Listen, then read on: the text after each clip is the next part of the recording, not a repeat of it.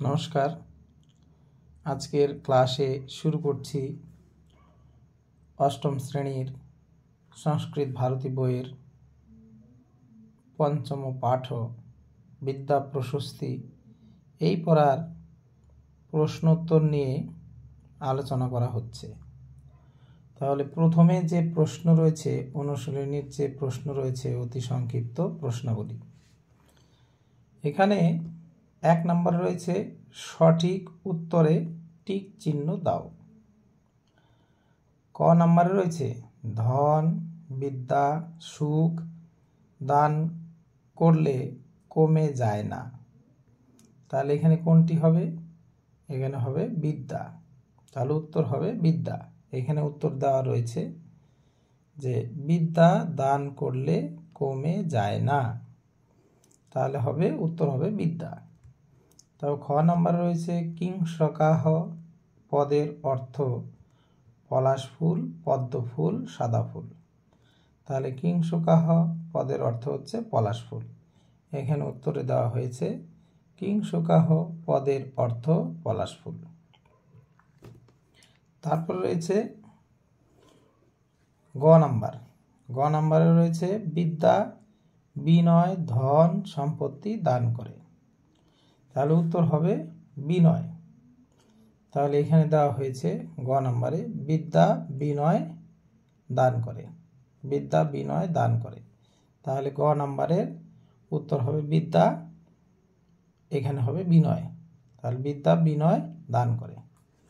তাহলে আমরা 1 নম্বরের প্রশ্ন উত্তর জানলাম। এবার আমরা 2 নম্বরের প্রশ্ন উত্তর জানব। 2 নম্বরে এখানে প্রশ্ন রয়েছে শূন্য স্থান পূরণ। তাহলে এই শূন্য স্থান পূরণে ক নাম্বারে রয়েছে বিদ্যা রত্নং শূন্যস্থান। তাহলে শূন্য স্থানে হবে মহাধনম। এখানে দেওয়া হয়েছে বিদ্যা রত্নং মহাধনম। বিদ্যা রত্নং মহাধনম। তাহলে এই শূন্য স্থানে হবে মহাধনম। তবে খ নম্বরে রয়েছে অলসস্য কুত শূন্যস্থান। এই শূন্যস্থানে হবে বিদ্যা।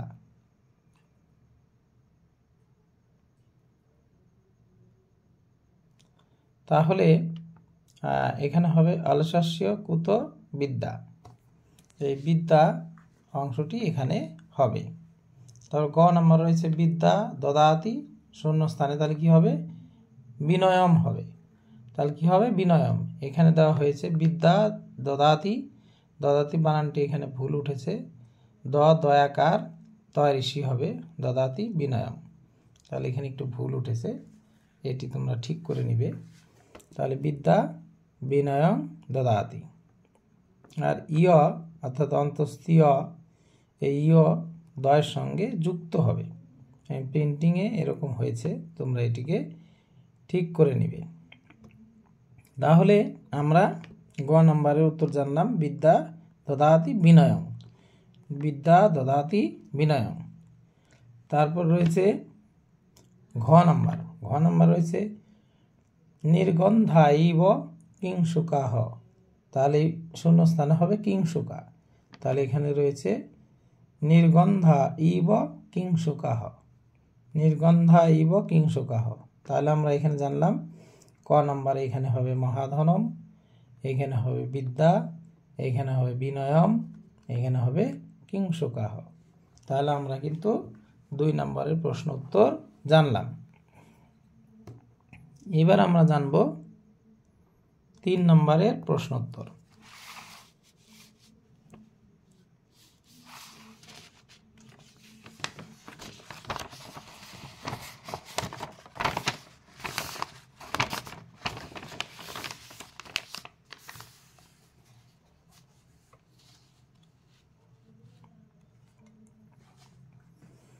তাহলে আমরা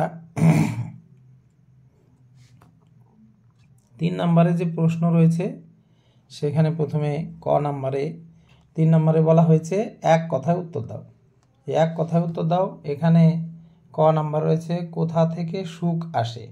কোথা থেকে সুখ আসে। তাহলে উত্তর হবে ধর্ম। কি হবে তাহলে? উত্তর হবে ধর্ম। যেহেতু এক কথায় লিখতে বলেছে সেহেতু শুধু ধর্ম লিখলেই হবে। তারপর রয়েছে খ নাম্বার রয়েছে পলাশ ফুলের সঙ্গে কার তুলনা করা হয়েছে। তাহলে পলাশ ফুলের সঙ্গে কার তুলনা করা হয়েছে, উত্তর হবে বিদ্যাহীন ব্যক্তির। তাহলে খ নাম্বারের উত্তর কি হবে, বিদ্যাহীন ব্যক্তির। তারপর রয়েছে গ নাম্বার, বিদ্যা কি দান করে, বিদ্যা কি দান করে, তাহলে উত্তর হবে বিনয়। তাহলে বিদ্যা কি দান করে, উত্তর হবে গ নম্বরে বিনয়। তারপর রয়েছে 4 নাম্বার, কাকে চুরি করা যায় না, উত্তর হবে বিদ্যাকে। কাকে চুরি করা যায় না, উত্তর হবে ঘ নম্বরে বিদ্যাকে। তারপর রয়েছে উম নম্বরে, স্বদেশে কে পূজা পায়, উত্তর হবে রাজা। তাহলে উম নম্বরে হবে রাজা, রাজা স্বদেশে পূজা পায়।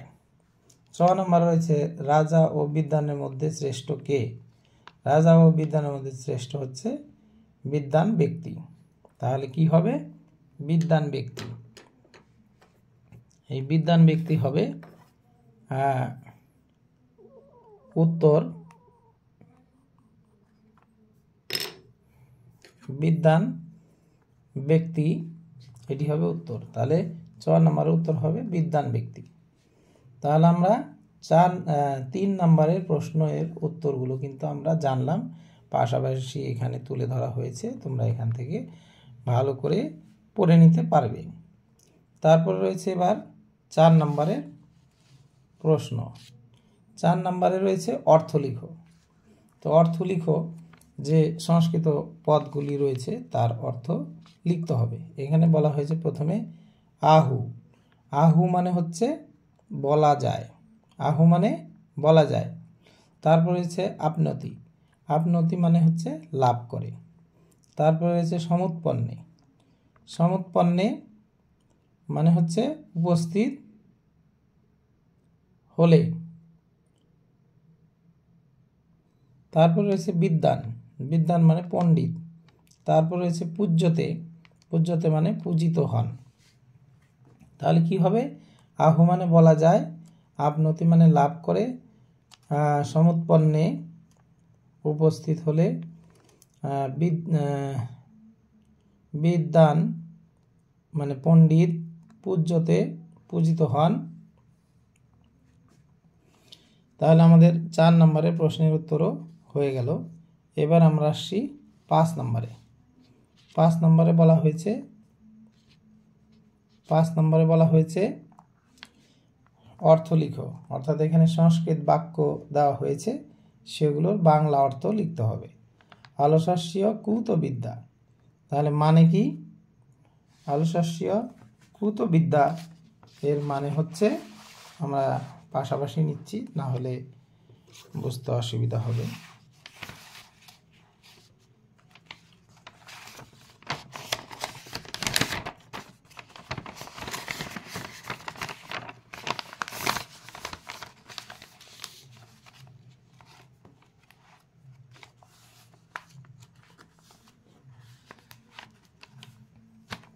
তাহলে 5 নম্বরে রয়েছে অলসস্য কুত বিদ্যা। তাহলে এর অর্থ হলো ক নম্বরে দেওয়া হয়েছে, অলস ব্যক্তির বিদ্যা কোথায়, অলস ব্যক্তির বিদ্যা কোথায়। এখানে যেহেতু দাড়ি রয়েছে, তাহলে আমরা এখানে প্রশ্নবোধক চিহ্ন দিব না, এখানে দাড়ি দিয়ে দেব। তাহলে অলস ব্যক্তির বিদ্যা কোথায়। তারপর রয়েছে বিদ্যারত্নং মহাধনম, বিদ্যারত্নং মহাধনম এর বাংলা অর্থ হচ্ছে বিদ্যারত্ন মহাধন। তারপর হচ্ছে গ নাম্বার, বিদ্বান সর্বত্র পূজ্যতে। তো এর উত্তর হচ্ছে বিদ্বান ব্যক্তি সর্বত্র পূজিত হন, বিদ্বান ব্যক্তি সর্বত্র পূজিত হন। বিদ্বান সর্বত্র পূজ্যতে মানে বিদ্বান ব্যক্তি সর্বত্র পূজিত হন। তাহলে আমাদের পড়া হয়ে গেল 6 নম্বরে, 5 নম্বরে হয়ে গেল। এখন আমরা 6 নম্বরে প্রশ্ন উত্তর জানব। 6 নম্বর রয়েছে সন্ধি বিচ্ছেদ করো। তাহলে আমাদের যে শব্দগুলো রয়েছে সেই শব্দগুলোকে আমাদের সন্ধি বিচ্ছেদ করতে হবে। তাহলে প্রথমে রয়েছে বিদ্যৈব, বিদ্যৈব এটিকে যদি আমরা সন্ধি বিচ্ছেদ করি তাহলে হবে বিদ্যা প্লাস এব, বিদ্যা প্লাস এব, বিদ্যৈব। তারপর হচ্ছে মিত্রম অমিত্রস্য, তাহলে এটিকে যদি আমরা সন্ধি বিচ্ছেদ করি তাহলে হবে মিত্রম ময়াসন্ত হবে প্লাস অমিত্রস্য, তাহলে মিত্রম প্লাস অমিত্রস্য। তারপর রয়েছে তদ্ধনম, তদ্ধনমকে সন্ধি বিচ্ছেদ করলে হবে তৎ প্লাস ধনম, তৎ প্লাস ধনম, তদ্ধনম। তারপর রয়েছে নৃপতঞ্চ, নৃপতঞ্চ এটিকে যদি আমরা সন্ধি বিচ্ছেদ করি তাহলে হবে নৃপত্তম প্লাস চ, নৃপত্তম প্লাস চ। তাহলে আমরা 6 নম্বরের কিন্তু যে সন্ধি বিচ্ছেদগুলি রয়েছে সেগুলো আমাদের জানা হয়ে গেল। এবার আমরা জানব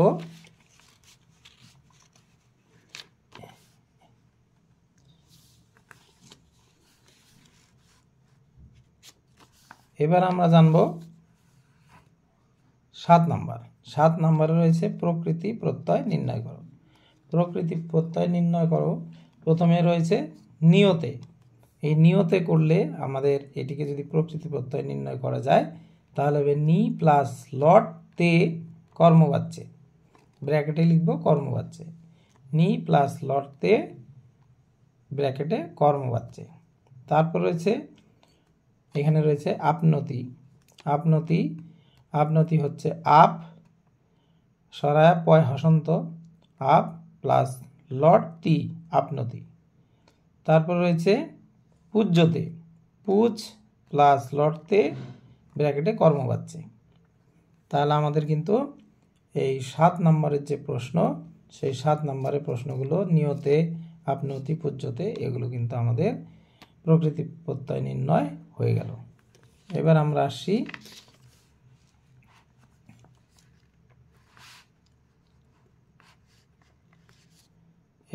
আমরা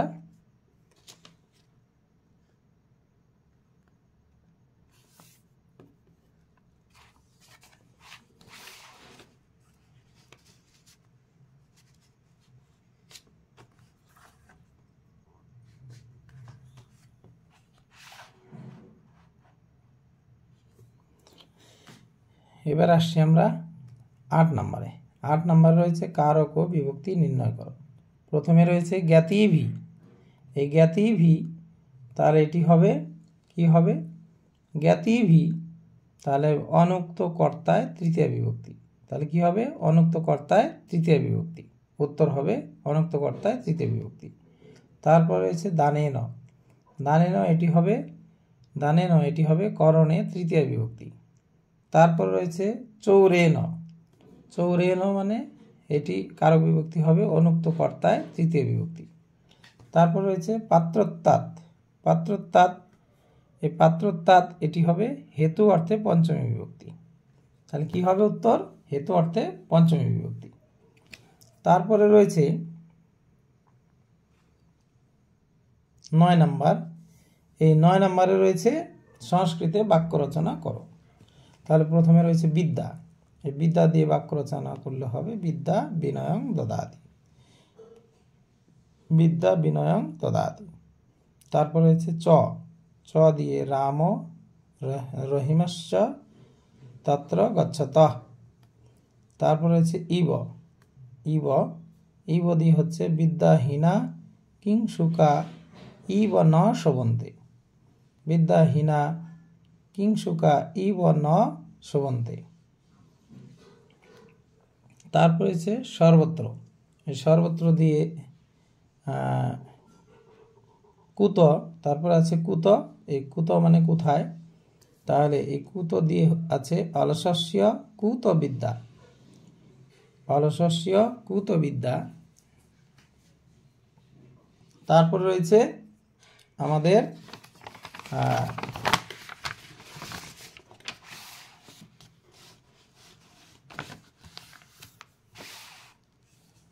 9 নম্বরে রয়েছে এখানে সর্বত্র, সর্বত্র দিয়ে রয়েছে এখানে সর্বত্র দিয়ে রয়েছে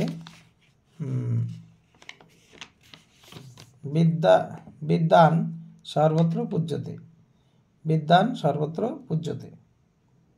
তাহলে আমাদের এই 9 নম্বরের যে সংস্কৃতে বাক্য রচনা করো এই প্রশ্নের উত্তরও কিন্তু আমাদের হয়ে গেল। এবারে আমরা আসছি 10 নম্বরে। 10 নম্বরে যে বিষয়গুলি রয়েছে সেগুলি আমরা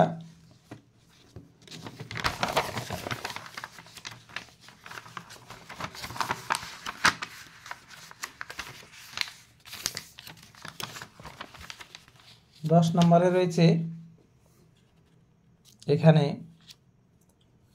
সংস্কৃতে অনুবাদ করো। ক নম্বর রয়েছে বিদ্যা শ্রেষ্ঠ ধন, তাহলে এটি সংস্কৃত হবে বিদ্যা মহাধনম। বিদ্যা মহাধনম। এখানে প্রত্যেকটা জায়গায় বয় ঋষি দয় হসন্ত ইয় আকার আছে, অন্তস্থ ইয় আকার আছে, কিন্তু এই দয়ের সঙ্গে ইয় যুক্ত করে নিতে হবে, এটি প্রিন্টিংয়ে ভুল হয়েছে একটু।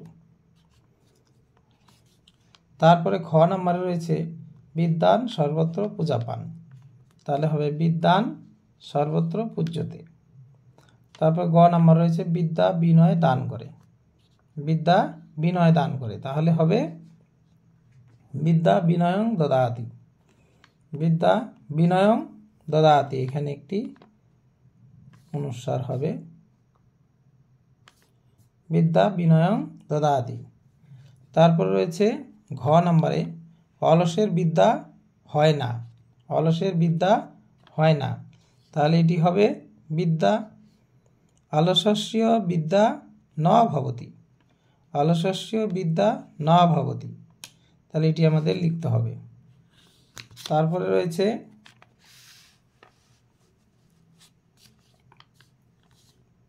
এখানে রয়েছে বিদ্যা জ্ঞান দান করে, বিদ্যা জ্ঞান দান করে, তাহলে উত্তর হবে বিদ্যা জ্ঞানং দদাতি, বিদ্যা জ্ঞানং দদাতি। তারপর রয়েছে সকলকে ভাইয়ের মতো দেখো, তাহলে এটি হবে সর্বং ভ্রাতৃসমাহা দৃষ্টব্যয়া, সর্বং ভ্রাতৃসমাহা দৃষ্টব্যয়া, তাহলে এটি হবে আমাদের এই চ নম্বরের উত্তর। তাহলে আমরা 10 নম্বরের যে প্রশ্নগুলো রয়েছে সেই প্রশ্নগুলো কিন্তু আমাদের আলোচনা করা হয়ে গেল এবং উত্তরগুলোও তোমাদের দেখিয়ে দেওয়া হচ্ছে। এবারে আমরা আসছি 11 নম্বরে। 11 নম্বরে রয়েছে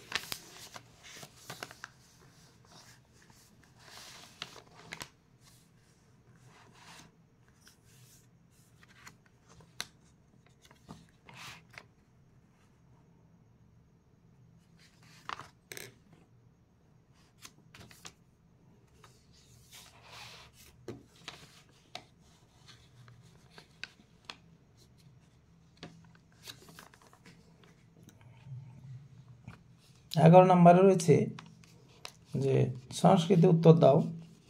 নরা কথম সুখম আপনতি, নর মানুষ কিভাবে সুখ লাভ করে, তাহলে উত্তর হবে নর ধর্মাৎ সুখম আপনতি, অর্থাৎ কথমের জায়গায় ধর্মাৎ লিখলেই উত্তর হয়ে যাবে, তাহলে নরহা ধর্মাৎ সুখম আপনতি।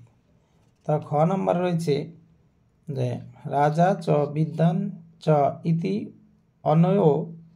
অনয় মধ্যে ক ভেদ, রাজা এবং বিদ্যান এই দুইয়ের মধ্যে কি ভেদ, তাহলে উত্তর হবে রাজা স্বদেশে পূজ্যতে কিন্তু বিদ্যান সর্বত্র পূজ্যতে, তাহলে এটি হবে উত্তর। গ নম্বর রয়েছে কা বিদ্যা কিম ধনম বৃথা, কি বিদ্যা কি ধন বৃথা, তাহলে উত্তর বলা হয়েছে পুস্তকস্থা বিদ্যা পরহস্তগতং ধনঞ্চ বৃথা। তাহলে আমরা কিন্তু এই 11 নম্বর পর্যন্ত প্রশ্নের উত্তর আমরা জানলাম। এখন এই পর্যন্তই তোমাদের দেওয়া হলো, পরে 12 থেকে শেষ পর্যন্ত দেওয়া হবে। আজকে তাহলে এখানেই রাখছি, ধন্যবাদ।